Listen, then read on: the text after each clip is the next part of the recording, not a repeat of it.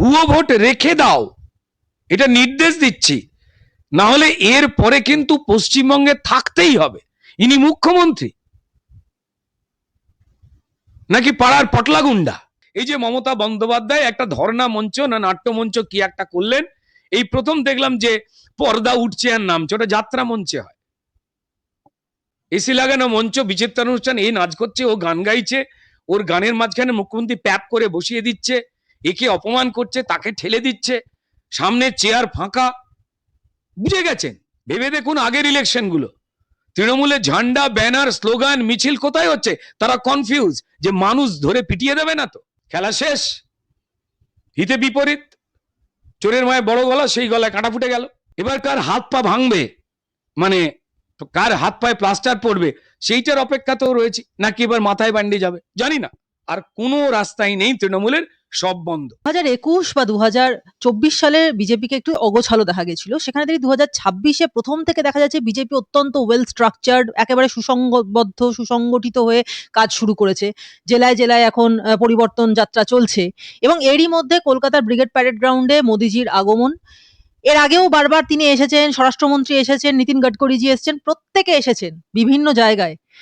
এবং এবারে এইটা থেকে একটা সাধারণ মানুষের মনে হচ্ছে যে এবারে মোদিজি যখন কলকাতায় আসবেন বা ভাষণ দেবেন, তার মানে এখান থেকেই বোধহয় আমাদের পশ্চিমবঙ্গের পরবর্তী কে সরকার গঠন করবে তার ভাগ্য নির্ধারিত হয়ে যাবে। এবং দ্বিতীয়ত আরেকটাও বিষয়, যতটা ওয়েল স্ট্রাকচার্ড ওয়েতে বিজেপি এবার কাজ করছে, তাতে হয়তো এই সভা থেকেই যারা যারা ভোটে দাঁড়াবেন সেই প্রার্থী তালিকাও প্রকাশিত হয়ে যাবে। কি বলবেন আপনি? দেখুন 2021 এবং 2024 যদি এই সময়টা দেখেন, যে ক্রমাগত তৃণমূলের যে ভয়, সেটা সাধারণ মানুষের উপরে ছিল। তারা বিজেপির কোনো কর্মীর সঙ্গে যদি কোনো পাড়ার মানুষ কথা বলতেন, তাকে এক ঘরে করে দিতেন, তাদের উপর অত্যাচার করা হতো। আপনারা দেখেছেন যে দুদিন আগেই দেগঙ্গায়, সেখানে একজন আমাদের সিনিয়র কার্যকর্তা, তাকে গুলি মেরে দেওয়া হলো, অন্য জায়গায় ভয় দেখানো হচ্ছে। এগুলো আতঙ্ক থেকে তৃণমূল করছে। যে কোনো রাজনৈতিক দলের কাছে মানুষের সমর্থনটা না সব থেকে বড় শক্তি। তৃণমূল এতদিন ভয় দেখিয়ে সেই শক্তিটাকে, আমার কাছে মানুষ আছে, মানুষের ভালোবাসার ভোট আমরা পাচ্ছি বলে বারবার জাহির করেছে। আর মানুষ আস্তে আস্তে বিরক্ত হতে শুরু করেছে যে ভুয়ো ভোটটাকে দিয়ে তুমি জিতছ, আমাকে ভয় দেখিয়ে তুমি আমার মুখ বন্ধ করে রেখে দিচ্ছ। আমি চায়ের দোকানে হোক, সোশ্যাল মিডিয়ায়, যখন তৃণমূলের নেতা, মন্ত্রী, কাউন্সিলর, পঞ্চায়েত চোর চুরি করছে, এই সত্যি কথাটা বলতে পারছি না, অর্থাৎ আমার চুরি করছে আমি বলতে পারবো না, যে অভিযোগ করছে তাকে এই গাঁজা কেস, শ্লীলতাহানির কেস, নানা রকম কেস দিয়ে অ্যারেস্ট করছো, এটা চলতে পারে না। এই ভয়টা কাটাতে মানুষের সময় লেগেছে। রাজনৈতিক দল ভারতীয় জনতা পার্টি, সে 2021-এর পর পোস্ট পোল যে ভায়োলেন্স হয়েছিল, যে সারা দেশের কোথাও হয় না। দেখুন বিভিন্ন রাজনৈতিক দল থাকে, তাদের মধ্যে মতানৈক্য থাকে, এটাই তো খুব স্বাভাবিক। কিন্তু তৃণমূলের ক্ষেত্রে তার চুরি এবং দুর্নীতির বিরুদ্ধে যেই কথা বলবে, তাদেরকে শত্রু মনে করে কি করে নিধন করে দেওয়া যাবে তার পরিকল্পনা তারা করে। হয় পেটে মেরে দাও, পাতে মারো, বা ভাতে মারো, কাজ কেড়ে নাও, এটাই তাদের গতিবিধি বা স্টাইল ছিল। এবার ওই যেটা প্রথমে বলছিলাম, যে কোণঠাসা হতে হতে মানুষের না প্রতিবাদ করবার একটা স্পৃহা তৈরি হয়ে উঠেছে, যে এবার তো দেওয়ালে পিঠ থেকে গেছে, এবার আমরা যদি না রুখি তো তাহলে পুরো বংশ পরম্পরায় আমরা খতম, আমাদের আগামী প্রজন্ম খতম। তো ফলত এই ফোর্সটা তারা বিজেপির দিকে তাকিয়েই ছিল, বিজেপির সঙ্গে তারা কথা বলতে চাইতো, কিন্তু এই মিথ্যে কেসের জন্য তারা আসতে পারতো না। বিজেপি নিজেরাও লড়াই করতে করতে শিখেছে, এবং আমরা বিস্মিতভাবে দেখেছি। দেখুন অন্যান্য রাজ্যে যে কোনো রাজনৈতিক দল, তারা যখন ধরুন কেউ লড়াই করছে বা কিছু করছে, তাদের লড়াই করতে হয় একটা রাজনৈতিক মত বা পথের বিরুদ্ধে। কিন্তু পশ্চিমবঙ্গে বিজেপিকে লড়াই করতে হয় চুরি আর দুর্নীতির যে একটা প্রাসাদ রয়েছে তার বিরুদ্ধে, যেটা রাজনীতির ভাষা নয়। বিশেষ করে যেখানে একটা রাজনৈতিক দল তার সরকারে থাকা যাবতীয় অফিসারদের বাধ্য করেছে এই অপরাধের অংশ হয়ে উঠতে।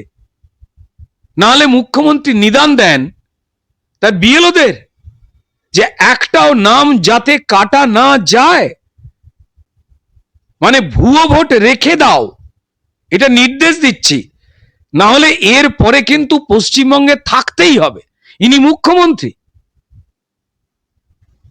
নাকি পাড়ার পটলাগুন্ডা? এটা কি গণতন্ত্রের ভাষা? এ তো হিংসার ভাষা, এ তো থ্রেটের ভাষা। এই থ্রেটটাকেই কিন্তু ক্রমাগতভাবে বিজেপি বারবার সহ্য করেছে। সে তার প্রায় ৩০০ কার্যকর্তা কর্মীকে বলিদান দিয়েছে, তাদের প্রাণ গেছে। কি কারণে? মানুষের কথা বলতে গিয়ে। মানুষ চুপ করে দেখেছেন বিভিন্ন রাজনৈতিক দল, সেই রাজনৈতিক দলগুলি থেকে যে ভোটার বা যে সমর্থক ছিল তারা বিজেপিতে জয়েন করছে বা বিজেপির ভোটার হওয়া শুরু করছে, যে এরাই কিন্তু ক্রমাগতভাবে আমাদের কথা বলছে, সিপিএম কংগ্রেস নয়। কারণ তারা দিল্লিতে INDI এ জোটে মমতা বন্দ্যোপাধ্যায়ের পার্টনার। তারা দুপা এগিয়ে প্রতিবাদ করে, আবার দিল্লির অঙ্কের হিসেব করে মমতা বন্দ্যোপাধ্যায়ের হাতে চা খেতে হবে এটা ভেবে আবার পেছিয়ে গিয়ে সমঝোতা করে নেয়। এরাই সেই দল যারা বিজেপি আর তৃণমূলের মধ্যে সেটিং আছে বলে নিজেদের সেটিংটাকে ঢাকবার চেষ্টা করে। সময় অবধি আপনি গুলিয়ে দিতে পারেন, কিন্তু এমন ভাবার কারণ নেই যে যারা সক্রিয় রাজনীতি করছেন না তারা নির্বোধ। সিপিএম বরাবরই মানুষকে দোষ দিয়ে এসছে, কংগ্রেসেরও সেই হাল, আর তৃণমূল তো সাধারণ মানুষের উপরে ক্ষিপ্ত। মানুষ প্রতিবাদ করলেই বলে বিজেপি শিখিয়ে দিয়েছে। এই যে মমতা বন্দ্যোপাধ্যায় একটা ধর্ণা মঞ্চ না নাট্য মঞ্চ কি একটা করলেন, এই প্রথম দেখলাম যে পর্দা উঠছে আর নামছে, ওটা যাত্রা মঞ্চে হয়, এসি লাগানো মঞ্চ, বিচিত্রানুষ্ঠান, এই নাচ করছে, ও গান গাইছে, ওর গানের মাঝখানে মুখ্যমন্ত্রী প্যাপ করে বসিয়ে দিচ্ছে, একে অপমান করছে, তাকে ঠেলে দিচ্ছে, সামনে চেয়ার ফাঁকা। বুঝে গেছেন? আমি যে কারণে বললাম যে পাড়ায় পাড়ায় যারা আমাদের কথা শুনছেন, আপনাদের নিশ্চয়ই প্রতিবেদন সারা পশ্চিমবঙ্গের মানুষ দেখেন। তারা বলুন যে কদিন পরে ইলেকশন, ভেবে দেখুন আগের ইলেকশন গুলো, তৃণমূলের ঝান্ডা, ব্যানার, স্লোগান, মিছিল কোথায় হচ্ছে? তারা কনফিউজ যে মানুষ ধরে পিটিয়ে দেবে না তো। কারণ মানুষের অধিকার চুরি করে কলার তুলে কথা বলেছে। ফলত মানুষের যে আশীর্বাদ, সেই আশীর্বাদটাই আরো মজবুত করেছে ভারতীয় জনতা পার্টিকে, এবং সেই অনুযায়ী সংগঠনের নানান দিকগুলো মজবুত করা হয়েছে। কারণ আবার বলছি, দেখুন, তৃণমূল যদি রাজনৈতিক দল হতো তার সঙ্গে শুধুমাত্র রাজনৈতিকভাবে মোকাবিলা করার একটা সিলেবাস তৈরি করে নেওয়া যেত, কিন্তু তৃণমূল রাজনৈতিক দল সেজে থাকা একটা টাকা লুট করার কোম্পানি, সুন্দর নাম TMC, টাকা মারা কোম্পানি। তো ফলত তার সঙ্গে লড়াই করতে গেলে আপনাকে রাজনীতি, তারপর লুটতরাজ কি করে আটকানো যায় সেটা, তারপর আপনি খুন হয়ে যাবেন সেইটা আটকানো যায় কি কি করে। পুলিশ ওদের দালাল হয়ে গেছে, পুলিশের ডিএ বাড়েনি, কিন্তু চুরির মাল পুলিশের জিপে করে এসেই তৃণমূল নেতাদের ঘরে পৌঁছয় বলে পুলিশও একটা ওখান থেকে কাটমানি পায়।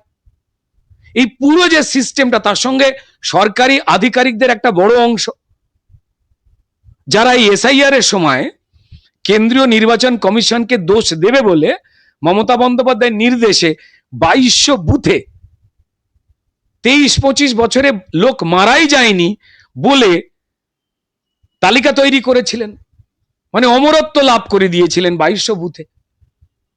মুসলমান ছেলে, বাবা মা হিন্দু, এও আমরা দেখেছি।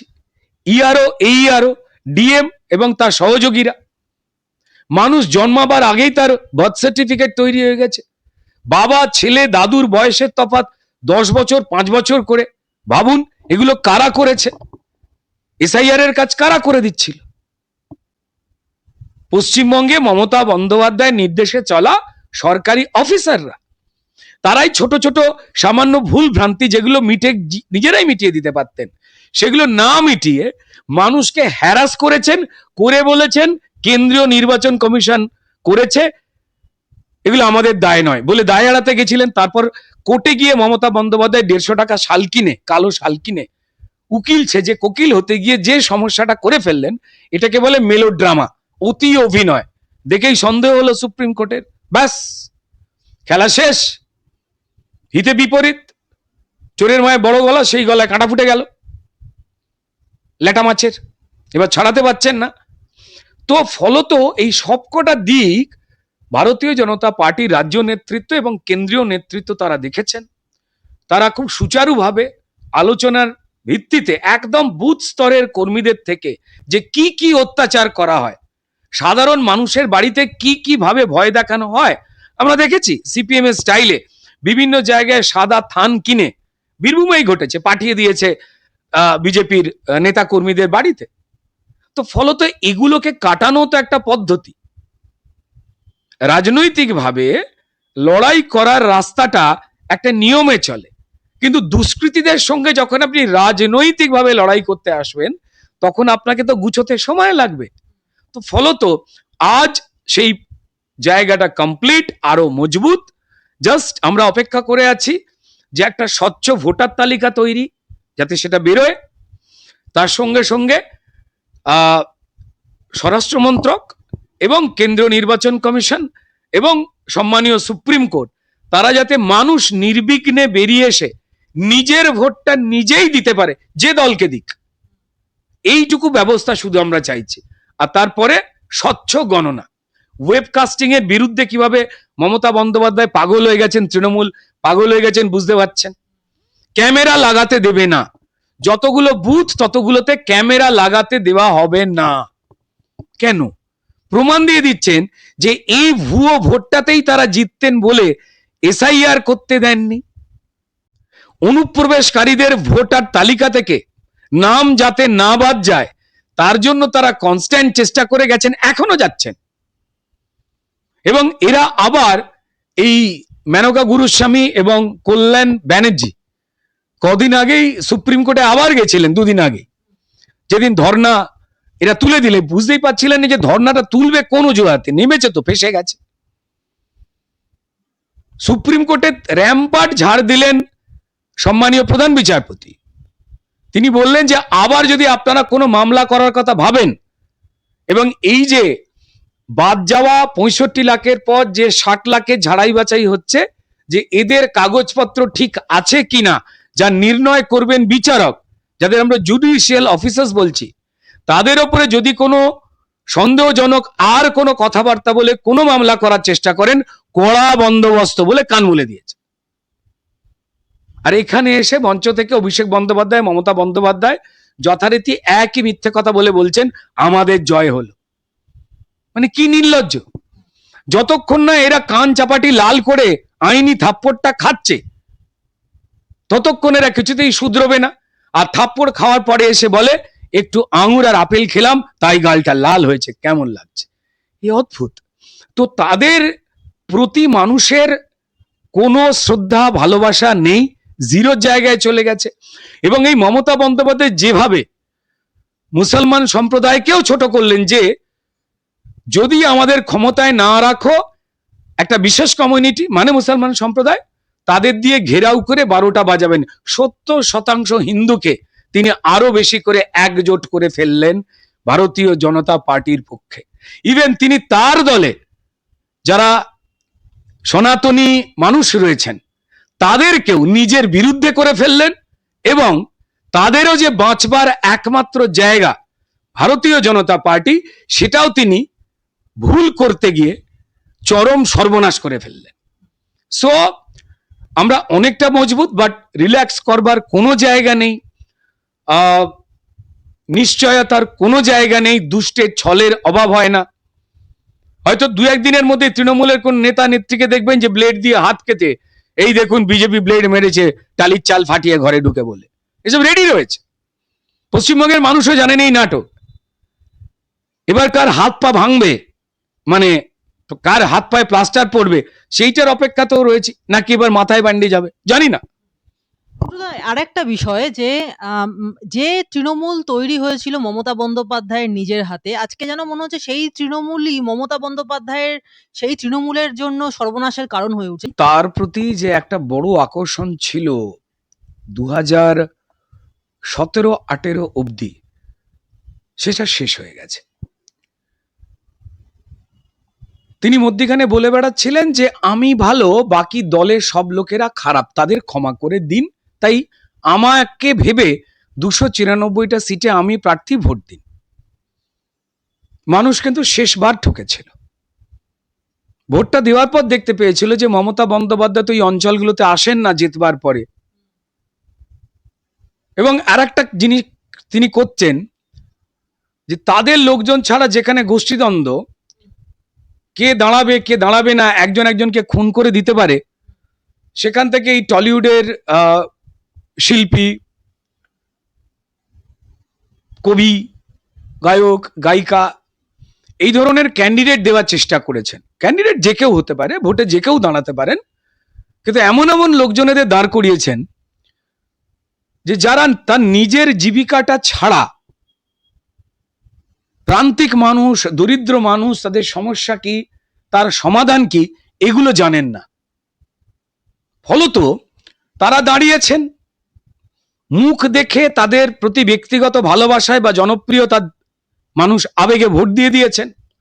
এবার তিনি আর ওই বিধানসভায় যান না, তিনি রাজনীতিও বোঝেন না, তিনি সমাজের নিয়মও বোঝেন না, তিনি বিধায়ক হিসেবে দায়িত্বও বোঝেন না, ক্ষমতাও বোঝেন না। ফলত তিনি এলাকায় যানও না, উন্নয়নও সেই এলাকায় হয়নি, এবং তৃণমূলের লোকাল নেতারা তাকে সামনে রেখে ওই তৃণমূলের ভোটে টিকিটে জেতা অভিনেতা, অভিনেত্রী, গায়ক, গায়িকা, তাদের মুখটাকে সামনে রেখে আবার জেকে সেই লুটটা চালিয়ে গেছে। এটা কিন্তু মানুষ স্পষ্টভাবে দেখে নিয়েছেন। 2021-এর মতো যদি মমতা বন্দ্যোপাধ্যায় ভাবেন যে আমার যে কোনো দলের নেতারা তো চোর, তাই তারা দাঁড় করালে মানুষ হারিয়ে দেবে, তাই আমি যদি টলিউডের কোনো গায়ক, গায়িকা, নায়ক, নায়িকা নিয়ে এসে দাঁড় করিয়ে দিই, তাহলে আবার জিতে হবে, সে গুড়ে বালি। এবার মানুষ আর মূর্খ নেই। ভুল মানুষ দু একবার করে, বারবার করে না। আবার বলছি, আমি নিজেও চাই যে যে কোনো জীবিকা থেকে যেমন মানুষ প্রতিনিধিত্ব করতে পারেন, ঠিক তেমনি শিল্প সাহিত্য জগৎ থেকেও মানুষ প্রতিনিধিত্ব করবেন। কিন্তু কোন মানুষ? যিনি অন্যের জীবন জানেন না, যিনি অন্যের যন্ত্রণা জানেন না, তার সঙ্গে মেশেন না, তিনি তিনি যত ভালো মানুষ হোক ব্যক্তিগত জীবনে, তিনি মানুষের তো উপকারে লাগবেন না। এটা হাড়ে হাড়ে কিন্তু এই আমাদের যারা পশ্চিমবঙ্গের নাগরিক রয়েছেন, যারা বৈধ ভোটার হবেন, তারা তারা কিন্তু এটা ঝাড়াই বাছাই করে নিয়েছেন। তো তাই আমি লোককে ঠকাতে কোনো চকচকে মুখকে সামনে এনে যে কোনোদিন রাস্তায় নেমে আন্দোলন করেননি, মানুষের জন্য লাঠি কাঁদানে গ্যাস খাননি, আন্দোলন করতে গিয়ে জেলে যাননি, মানুষের কথা রাস্তায় দাঁড়িয়ে ঘামে ভিজে রোদে পুড়ে করেননি, তিনি যত ঝকঝকে তকতকেই অভিনেতা হন, অভিনেত্রী হন, গায়ক হন, গায়িকা হন, তাকে ব্যক্তিগতভাবে ভালোবাসতে পারে, কিন্তু তাকে জনপ্রতিনিধি বানাবার জন্য তৃণমূলের ওই ভোট দেবেন না কোনো এলাকার মানুষ, এটা নিশ্চিত। মুখ্যমন্ত্রী মমতা বন্দ্যোপাধ্যায় এই দাম বাড়ার প্রতিবাদে ইমিডিয়েটলি বুধবার থেকেই অ্যাক্টিভ হয়ে গেলেন। তিনি বৃহস্পতিবার ডিলারদেরকে নিয়ে বৈঠক করলেন এবং তারপর সোমবার দিন তিনি রাস্তায় নামবেন এর প্রতিবাদে। এবং এখানে তিনি অ্যাকিউজ করছেন কেন্দ্র সরকারকে, কেন্দ্র সরকার ইচ্ছে করে, কেন্দ্র সরকারের পেট্রোলিয়াম মন্ত্রক ইচ্ছে করে প্রথম থেকে ব্যবস্থা না নেওয়াতে আজকে গ্যাসের দাম বেড়েছে, এই সমস্ত বক্তব্য রেখে তিনি রাস্তায় নামছেন সোমবার থেকে। এখন এটা কি সত্যি সত্যি মানুষের সমস্যার প্রতিফলন দেখানোর জন্য তিনি রাস্তায় নাম? দেখুন, আজ আপনি যখন কথা বলছি, সবাই জানি যে আমাদের তেলের যে দেশগুলো ছিল তাদের মধ্যে একটা যুদ্ধ লেগেছে, এবং যার প্রভাব সারা বিশ্ব জুড়ে পড়েছে। ভারতবর্ষ তো বিশ্বের বাইরে নয়। ফলত তেল বা জ্বালানি যেখান থেকে আসে, এই যে ইরান, ইরাক, সৌদি আরব বা এই যে দেশগুলো যেখান থেকে আসে, সেখানে যুদ্ধ লাগাতে তেল এসে পৌঁছবার যে রাস্তা, সেই রুটগুলো বন্ধ হয়ে গিয়েছিল। ফলত এই সমস্যা পৃথিবীর সব দেশেই ছিল। কিন্তু আজ থেকে সমস্যা তৈরি হলো বলেই কাল থেকে সবার বাড়ির গ্যাস শেষ হয়ে গেছে। আমাদের ভারতবর্ষের সব জ্বালানি তেল শেষ হয়ে গেছে এমনটা তো নয়, রিজার্ভে ঠিকঠাক যথেষ্ট রকমই রয়েছে। কিন্তু ভবিষ্যতে যদি কোনো সমস্যা না হয় সেই বিষয়ে ভারত সরকার এতটাই তৎপর ছিলেন যে দেনান্দের আমাদের বিদেশ মন্ত্রী জয়শঙ্করকে দিয়ে প্রধানমন্ত্রী নরেন্দ্র মোদী কথা বলালেন। তারা কিন্তু সম্মত হয়ে গিয়ে 28টা যে ভারতীয় তেল ভর্তি জাহাজ দাঁড়িয়েছিল খরমুজ প্রণালীতে, যাতে সেগুলো দাঁড়িয়ে না থাকে, সরাসরি ভারতবর্ষে আসতে পারে তেল নিয়ে, ইরান ভারতের পক্ষে দাঁড়িয়ে তাকে সমর্থন জানালো যে আমাদের মধ্যে কোনো অশান্তি নেই, ভারতবর্ষে তেল বা জ্বালানির আর কোনো সমস্যা হবে না। এটা ভারত সরকারের কূটনৈতিক বুদ্ধির একটা খুব বড় জয়, এবং এই জয় আসলে ভারতবর্ষীকে স্বস্তিতে ফেললো, যে কারণে কেন্দ্রীয় সরকারকে সবাই ধন্যবাদ দিচ্ছেন। কিন্তু যেই একটু এই তেলের দেশগুলোতে যুদ্ধ লেগেছে, ফলত কালোবাজারিদের একটা অংশ তারা এই ফিয়ার ফ্যাক্টরটা কৃত্রিমভাবে বেশি তৈরি করলেন, এবং এই তৈরিতে যে তৃণমূলের একটা ইন্ধন ছিল তা অত্যন্ত স্পষ্ট। এই গ্যাসের ওপরে কেন্দ্র সরকার যা সিলিন্ডারের দাম অরিজিনালি 450 টাকার কাছাকাছি হয় প্রস্তুত করার সময়, আর একটু কম বেশি হতে পারে, সেখান থেকে ট্যাক্স বসান কেন্দ্র সরকার 24 টাকা 75 পয়সা, গাড়ি ভাড়া বসান 10 টাকা, মানে আপনি যদি 25 বসান আর যদি গাড়ি ভাড়া নিয়ে বসান তো তাহলে হচ্ছে 35। সেখানে পশ্চিমবঙ্গ সরকার কত বসায় মানুষের জন্য যারা কাঁদছে, তারা প্রায় 292 টাকা ট্যাক্স বসায়। অরিজিনাল যা দাম তার থেকে 292 টাকা ট্যাক্স বসায়, এবং 15 টাকা সিলিন্ডার পিছু গাড়ি ভাড়া বসায়। তারপর ডিলারের 5.5 টাকা আছে, ছেড়ে দিন সেটাকে বলছে। তো তাহলে গ্যাসের দাম অন্যান্য জায়গা থেকে এখানে বেশি, পেট্রোলের দাম অন্যান্য জায়গা থেকে এখানে বেশি। তার কারণ আমাদের জনদরদি মমতা বন্দ্যোপাধ্যায় জনকল্যাণে সুবিধে করবার জন্য, মানুষের জন্য কাঁদেন যিনি, তিনি সব থেকে বেশি টাকা তোলেন, তাই এখানে দামগুলো বেশি। তিনি যদি একটুখানি ছাড় দিয়ে দেন যে এত টাকা লুটবো না মানুষের থেকে, তাহলেই হু হু করে দাম কমে যায়। তো যাই হোক, তারা মিথ্যাচার করবে, ধর্ণা দিয়ে দেখবে লাভ হচ্ছে না। এর আগে বলেছিল এত লোকের চাকরি যাবে না, চলে গেল, এসআইআর হতে দেব না, হয়ে গেল, ভুতুড়েদের নাম বাদ দিতে দেব না, ভূতেদের বাদ হয়ে গেল, ধর্ণা দিয়ে মানুষকে ভুল বোঝাবো, ধর্ণা টঙে উঠে গেল। এইবার হাতে পড়ে রয়েছে যদি এই গ্যাস টাসের দাম নিয়ে কিছু একটা করা যায়। দেখুন, এই সমস্যা যদি হয়ে থাকে তাহলে সারা ভারতবর্ষ লাফালাফি করছে না কেন? সমস্যা যেটা ক্রিয়েট হয়েছিল সেটা কালোবাজারিদের অঙ্ক কষে তৈরি করা, বেশি পয়সা মুনাফার জন্য। আর তাদের ধরেননি মমতা বন্দ্যোপাধ্যায়, উনি তাদের ধরেন না, কারণ এই প্ল্যানটার সঙ্গে তৃণমূলে জড়িয়ে নেই, এটা কে বলতে পারে? কারণ তারা তো চাইছে মানুষকে উত্তেজিত করে কেন্দ্র সরকার কত খারাপ, তাই আমরা স্বাভাবিক নিয়মে কত ভালো হয়ে যাব, এই একটা রাস্তা তৈরি করতে। কারণ নিজেদের ভালো বলবার, শাসক হিসেবে আমরা যোগ্য বলবার এই 26-এর নির্বাচনের প্রাক্কালে আর কোনো রাস্তাই নেই তৃণমূলের, সব বন্ধ।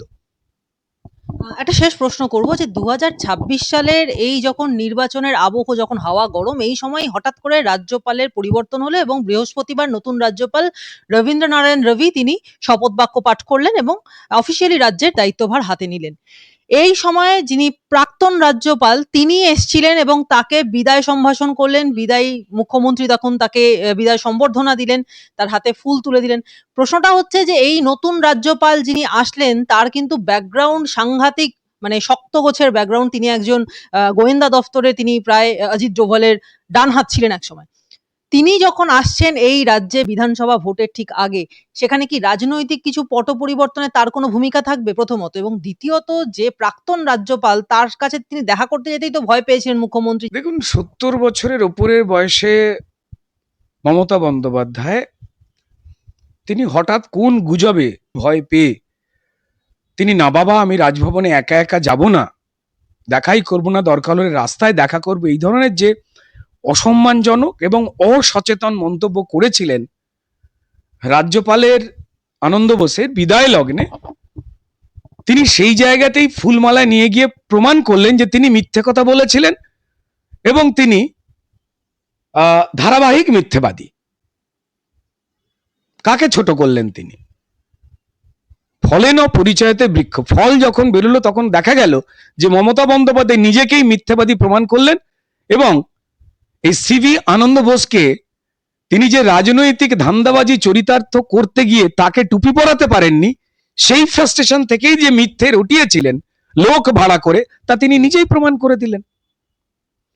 এবং তারপর তার জায়গায় এখন রবীন্দ্রনাথ রবি এসেছেন, যিনি রবীন্দ্রনারায়ণ রবি এসেছেন, যিনি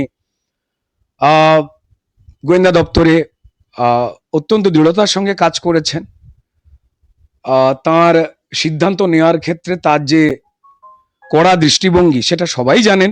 বিশেষ করে এই রক্তস্নাত ধারাবাহিকতায় যে পশ্চিমবঙ্গের ইলেকশন করে এসেছে সিপিআইএম এবং তৃণমূল, এক্ষেত্রে যেখানে অবাধ সুষ্ঠু নির্বাচন চাইছে কেন্দ্রীয় নির্বাচন কমিশন, যেখানে সন্ত্রাসহীন, লুটহীন, রক্তপাতহীন নির্বাচন করতে হবে, আমার মনে হয় সেক্ষেত্রে নতুন রাজ্যপাল হিসেবে রবিবাবুর আশাটা বোধহয় আশার রবির উদয় হলো। আমার মনে হয় মমতা বন্দ্যোপাধ্যায় তাই খুব স্বাভাবিক প্রক্রিয়া নিয়ম মেনে, অনেক জায়গায় তিনি যান না, রাষ্ট্রপতি এলে তিনি যান না, উল্টে নোংরা কথা বলেন, খারাপ কথা বলেন। এই ক্ষেত্রে তিনি বুঝতেই পেরেছেন এবার যদি বাড়াবাড়ি করি তো তাহলে আমার ভোটের আগেই ফলাফল অন্যরকম হয়ে যাবে। তো তাই তিনি দায় সারা জায়গায় কার্যত স্যারেন্ডার করতেই যে না না আমি অমনটা নয় গো বলে তিনি পৌঁছেছেন। ভালো শিষ্টাচার দেখিয়েছেন, কিন্তু বিশ্বাস করেন এই শিষ্টাচার তিনি বেশি দিন রাখতে পারবেন না।